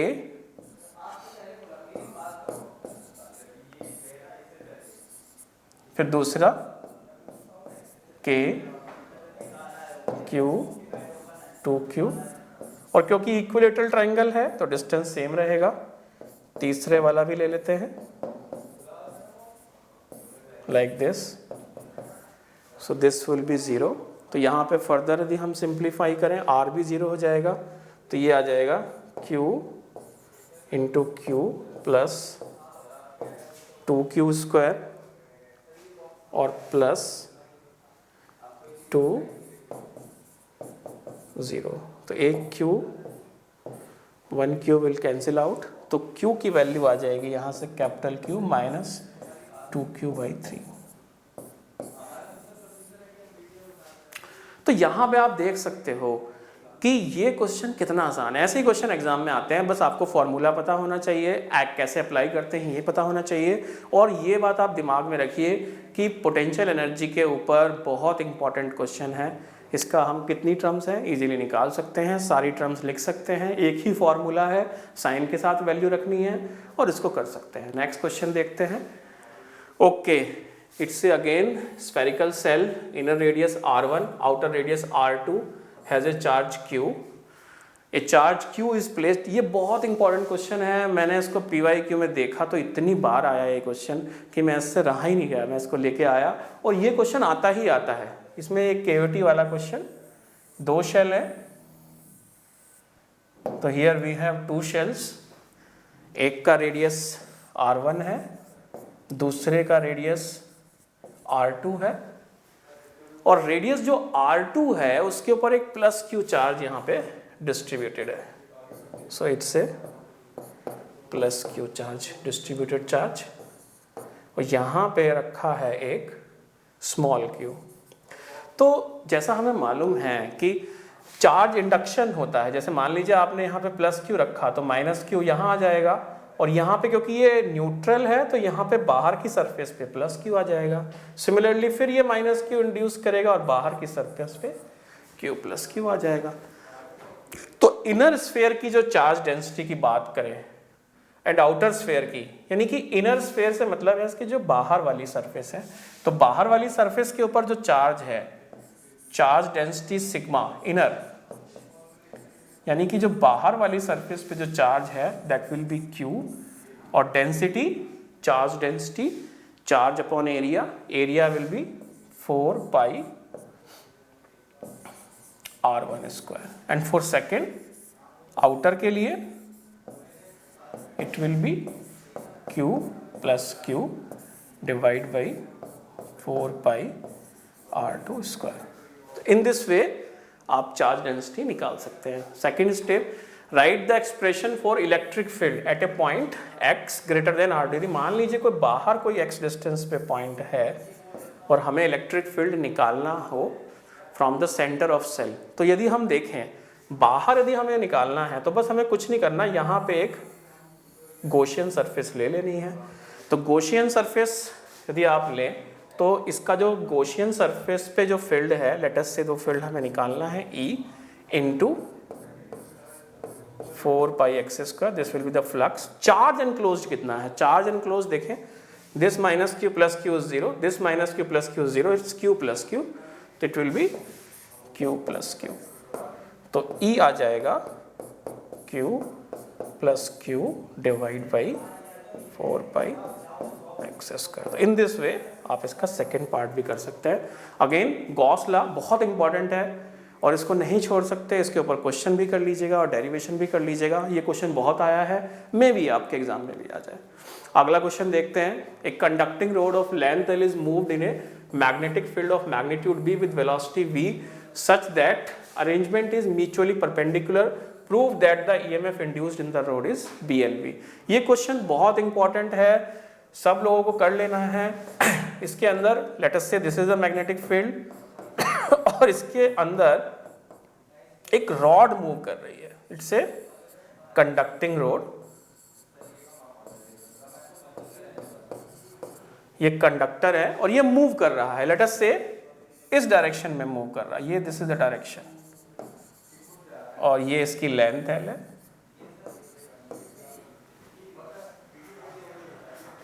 ओके, तो हमें निकालना है EMF इंड्यूस। तो EMF का जो फॉर्मूला होता है that will B d phi by dt।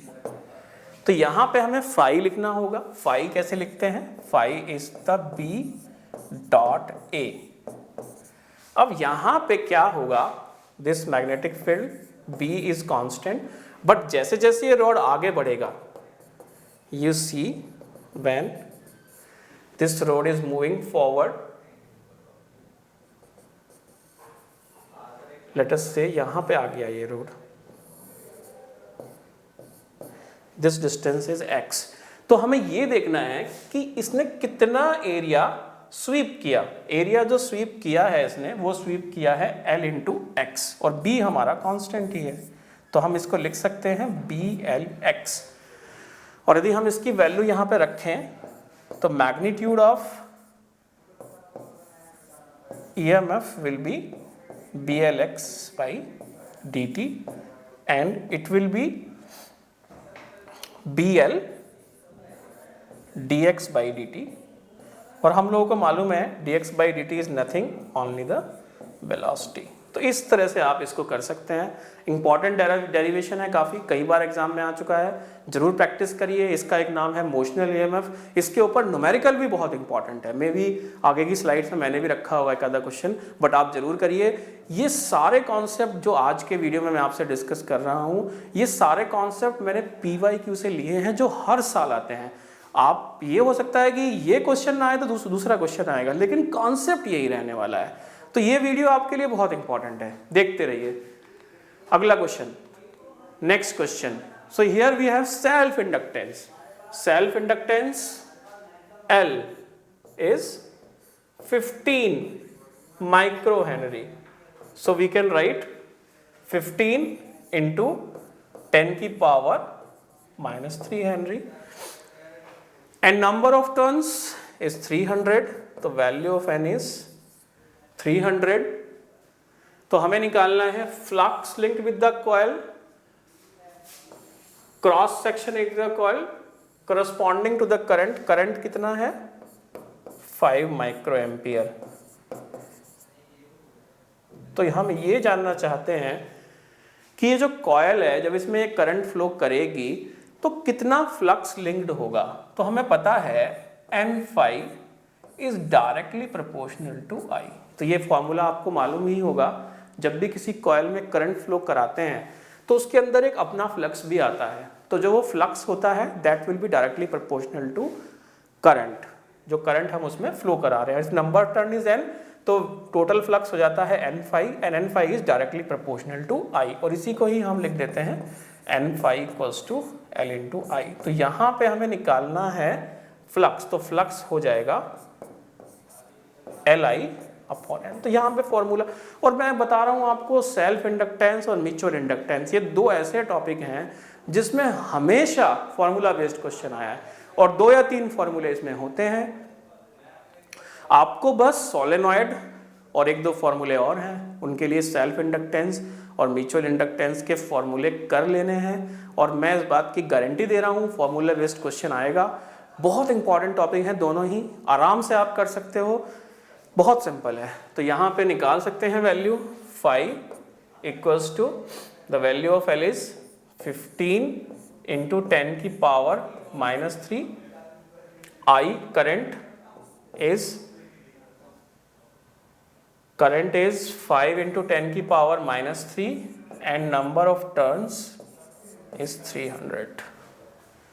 So L I upon n, तो हमने सारी वैल्यू पुट कर दी हैं।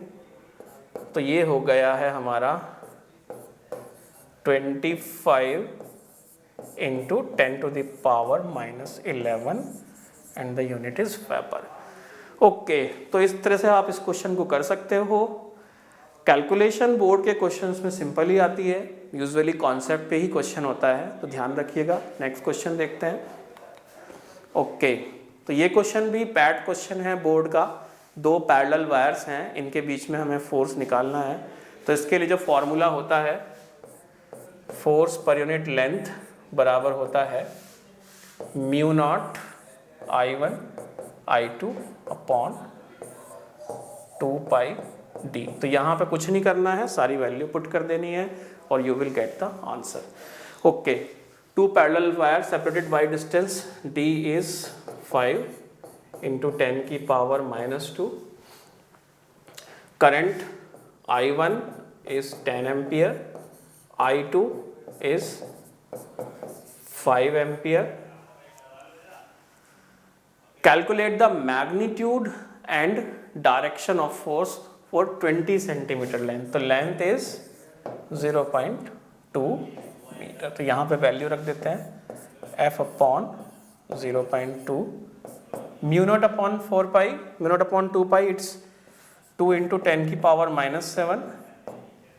I1 is 10, I2 is 5 upon D is 5 into 10 की पावर -2। तो देख रहे हैं सीधा फॉर्मूला बेस्ड क्वेश्चन है और ऐसा ही क्वेश्चन आता है यहाँ पे। इसको याद रखने का तरीका ये है कि यहाँ पे अनलाइक करंट है, यानी कि ये चार्ज का उल्टा होता है। Unlike charges attract but unlike current repel, यानी इसके ऊपर जो फोर्सेस लगेंगे they will repel each other, repelling force लगेंगे, और वैल्यू यहाँ से हम निकाल ही चुके हैं। तो इसको कर लेते हैं 10 की power -2, it will be -5 and 1 more 10, और ये 5 से 5, तो it will be -4। So answer will be 2 into 10 की power -4 newton and it will be the repelling force. Repel करेंगे एक दूसरे को because these are the unlike current. तो करंट के केस में उल्टा होता है, चार्ज के केस में unlike charges attract each other. But यहाँ पे आप ध्यान रखिएगा, बहुत इंपॉर्टेंट क्वेश्चन है, हर साल क्वेश्चन आता है। अगला question again, so element is given is placed at the origin, carries a current, what is the magnetic field on the y axis at a distance 0.5 metre. तो यहाँ पे हमें मैग्नेटिक फील्ड की वैल्यू बतानी है। तो यहाँ पे हमें लगाना होगा बायो-सेवर्ट लॉ। तो बायो-सेवर्ट लॉ का formula mu naught I dl sine theta divide by R square. तो ये फॉर्मूला हम लगा देते हैं यहाँ पे। ओके, यहाँ पे डेल्टा x की वैल्यू हमें दिया हुआ है, तो डेल्टा L भी हमें मालूम है, साइन थीटा इज 90, I भी हमें मालूम है and R is also given. तो हम सारी वैल्यू यहाँ रख सकते हैं। Mu naught is 4 pi into 10 की power -7, I is 10 ampere, dl is delta x and delta x is 1 centimeter or 0.01 meter, sin 90 is 1 and r is 0.5 का square, तो 0.5 into 0.5. So we can calculate the magnetic field by using this formula, Biot-Savart law.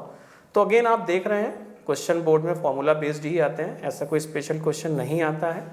तो यहाँ से ये इस तरह से हो जाएगा एंड इट विल बी 25 और वी कैन से 40 पाई डिवाइड बाई 25 into 10 की power -7. You can further solve it 1.6 pi into 10 की पावर -7 टेस्ला। तो इस तरह से आप फील्ड की वैल्यू निकाल सकते हैं using bio-Savart's law. Next question देखते हैं। Okay, again the capacitor 2 microfarad is charged by a 300 volt battery and battery is disconnected and the charge capacitor is connected to another uncharged capacitor of 100 picofarad. Calculate the difference between the final energy stored in the combination system and initial energy stored in the system. Okay student, this question is most popular question जिसमें एक capacitor को charge कर दिया, फिर दूसरे से connect कर दिया, इनिशियल एनर्जी निकालनी है, फिर फाइनल एनर्जी निकालनी है। तो देख लेते हैं फर्स्ट केस में क्या है। In the first case, this capacitor is 200 picofarad and this voltage is 300 volt and the second capacitor is uncharged. So in the first case it is uncharged and its value is 100 picofarad, but it is uncharged. तो when you apply 300 volt, तो यहाँ पे जो charge आ जाएगा it will be 6 into 10 की power 4 pico coulomb और इसके ऊपर चार्ज आएगा 0। तो सबसे पहले जैसे ही हम इनको कनेक्ट करते हैं तो ध्यान रखिएगा इस क्वेश्चन में सबसे पहले हमें निकालना पड़ता है कॉमन पोटेंशियल, और कॉमन पोटेंशियल का फॉर्मूला जो होता है उसको आपको ध्यान रखना है C1V1 plus C2V2 divide by C1 plus C2। तो यहाँ पे इस फॉर्मूले की हेल्प से जब भी आप दो कैपेसिटर को दोबारा से ज्वाइन करते हैं तो उससे आप इसका कॉमन पोटेंशियल निकाल सकते हैं। इनिशियली यदि हम बात करें तो C1V1 तो हमारे पास है ही, C1V1 अभी हमने रखा ही है 6 into 10 की पावर 4 एंड C2V2 क्योंकि इनिशियली ये अनचार्ज था, there is no potential difference. C1 is 200 and 100 एंड इट विल बी 300। तो ये जो फाइनली आंसर आएगा हमारा इट विल बी 200 वोल्ट। यानी इसका मतलब ये है कि फाइनली जो दोनों के ऊपर पोटेंशियल आ जाएगा वो आ जाएगा 200 वोल्ट, इसके ऊपर भी 200 वोल्ट और इसके ऊपर भी 200 वोल्ट। तो यदि हम इसका पहला एनर्जी निकालें, इनिशियली एनर्जी निकालें, तो क्योंकि इस पोटेंशियल में तो इसके कैपेसिटर पोटेंशियल ही नहीं है तो एनर्जी सिर्फ इसके पास होगा and it will be half. C कितना है यहाँ पे हमारे पास, इट्स 200 एंड V इज 300, तो इट्स 300 into 300 और we can say it is 9 into 10 की पावर 6 पिको जूल। तो इनिशियल एनर्जी आ गया है। फाइनल एनर्जी हम यहां से निकाल सकते हैं, कैसे, हाफ, क्योंकि दोनों में सेम ही है तो दोनों को लिख देते हैं C1 plus C2 into V square. तो half C1 plus C2 means 200 plus 100 it will be 300 and potential drop is 200 का स्क्वायर। तो उसको सॉल्व करें तो कितना आ जाता है, यहाँ से ये आ गया 6 into 10 की पावर 6 pico joule. So you have initial energy and final energy. तो हम यदि डिफरेंस निकालना चाहें तो इजीली निकाल सकते हैं। डिफरेंस जो आ जाएगा that will B 9 minus 6 into 10 की पावर 6 पिको जूल और 3 इंटू 10 की पावर 6 पिको जूल। तो इस तरह से हम एनर्जी का चेंज निकाल सकते हैं। बहुत इंपॉर्टेंट क्वेश्चन है। जितने भी टॉपिक्स मैंने आज आपसे डिस्कस किए हैं मैंने सबके बेस्ट क्वेश्चन लिए हैं जो लास्ट ईयर के पेपर के हिसाब से मोस्ट इम्पॉर्टेंट है, और मेरा यही प्रयास रहा है इन क्वेश्चंस में कि मैं वो कॉन्सेप्ट आप लोगों से डिस्कस कर लूं, और यदि आप इन कॉन्सेप्ट के ऊपर प्रिपेयर होके जाते हैं, क्वेश्चंस करके जाते हैं, डेरिवेशंस करके जाते हैं, ये डेफिनेट है कि आपके बहुत अच्छे मार्क्स आएंगे। बस आप इस वीडियो में बने रहिए, देखते रहिए। आगे बढ़ते हैं, आगे चलते हैं। तो यहाँ पे है electric field is uniform and in the positive X direction for positive X and uniform with the same magnitude but in negative X direction for negative X. It means electric field positive है for positive value of X, for X greater than 0 it's positive and for X less than 0 it's negative. तो यहाँ पे है एक cylinder हम बना लेते हैं। It's a right circular cylinder. अब क्या कहता है, right circular cylinder of length 20 centimetre. इसकी जो लेंथ है it is 20 centimetre and radius means this radius is 5 centimetre.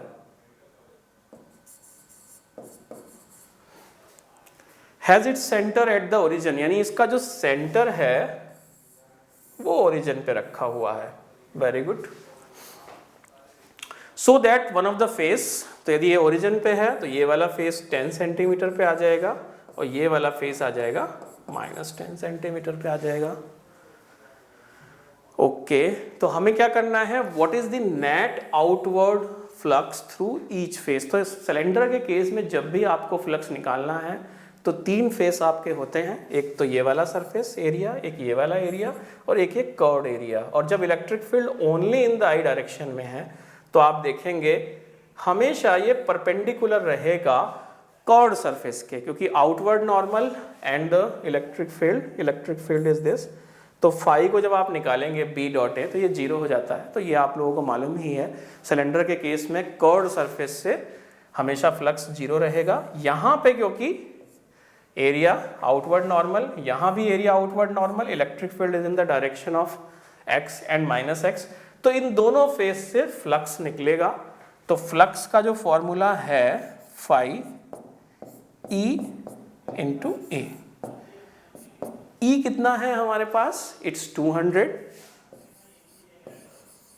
Area is pi r square, pi into R is 5 centimetre, 5 into 10 की power -2 metre. तो इसको हम ऐसे भी कर सकते हैं, it will be 10 pi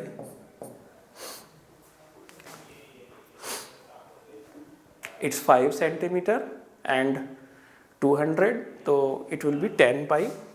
and for the second face it is also same. तो total flux will be 20 pi. So total flux will be 20 pi. तो net outward flux will be 20 pi आ जाएगा। For the first case it is 20 pi. And in the second case side is 0, क्योंकि मैं बता ही चुका हूँ आपको। तो ये भी हो चुका है net outward flux। And what is the net charge? तो हम इसको रख सकते हैं 20 pi equals to q upon epsilon naught and it will be 20 pi epsilon naught। तो इस तरह से आप इस क्वेश्चन को कर सकते हैं। ये क्वेश्चन यदि आप प्रीवियस ईयर्स में देखेंगे सबसे ज़्यादा बार ये क्वेश्चन आया है, बहुत इंपॉर्टेंट क्वेश्चन है। ये स्क्वायर की शेप का भी क्वेश्चन आया है, सिलेंड्रिकल शेप का भी क्वेश्चन आया है, गॉस लॉ के ऊपर बहुत इंपॉर्टेंट क्वेश्चन है। इसको जरूर करिएगा, ये एग्जाम्पल भी है एनसीईआरटी के अंदर, 100% इसको करके जाना है। नेक्स्ट क्वेश्चन देखते हैं। Okay, very good. तो ये क्वेश्चन, ये डेरिवेशन बहुत कॉमन है, इसको हम अक्सर करते हैं। Resistance equals to rho L upon A और रेजिस्टिविटी का डेरिवेशन हमें करना होता है इसमें m/n e² टाउ। तो इसको निकालने के लिए हमें ड्रिफ्ट स्पीड का यूज़ करना पड़ता है। हम लोगों को मालूम है I का एक फॉर्मूला हम लोगों ने लर्न किया था NEAVD। यहाँ पे n, what is n? Number of electrons या number density, it's charge on electron, it's area, and it PD is the drift speed. और ड्रिफ्ट स्पीड हम कैसे निकालते हैं? ड्रिफ्ट स्पीड हम निकालते हैं E electric field, E force, acceleration, mass of electron and relaxation tau. तो यहाँ पे वैल्यू रख देते हैं हम। तो I बराबर आ जाता है NEAE tau divide by m। तो यहाँ से आ जाता है हमारे पास NE² टाउ A/m। ओके, अब हमें पता है यदि मान लीजिए कंडक्टर है हमारे पास और ये इसकी लेंथ L है, इसके एंड के बीच में पोटेंशियल डिफरेंस V है और इलेक्ट्रिक फील्ड इज E। तो हम लोगों ने ये फॉर्मूला कई बार यूज़ किया है, E इक्वल्स टू V/L। तो ये फॉर्मूला हम कई बार यूज़ कर चुके हैं, तो इस फॉर्मूले को हम यहाँ भी यूज़ कर सकते हैं। तो E को हम लिख सकते हैं V/L। तो यहाँ से हमने E को प्लेस कर दिया V/L। और I में हम लिख सकते हैं, I इक्वल्स टू लिख सकते हैं V/R। तो I को यदि हम V/R लिख दें and then we compare this, तो यहाँ पे V से V कट जाएगा and you will get the similar derivation. R आ जाएगा mL/n e²। और यहीं से ही आप चाहें तो रजिस्टिविटीज को भी निकाल सकते हैं m/n e² टाउ। तो ये डेरिवेशन बहुत इंपॉर्टेंट है डियर फ्रेंड्स, इसको जरूर करें। Most important derivation in the current electricity chapter. ये आप देखेंगे तो हर साल किसी ना किसी तरीके से ये क्वेश्चन आता ही है आगे पीछे करके, तो उसको नहीं छोड़ना है, इसको करते रहना है। तो आप करते रहें, बने रहें।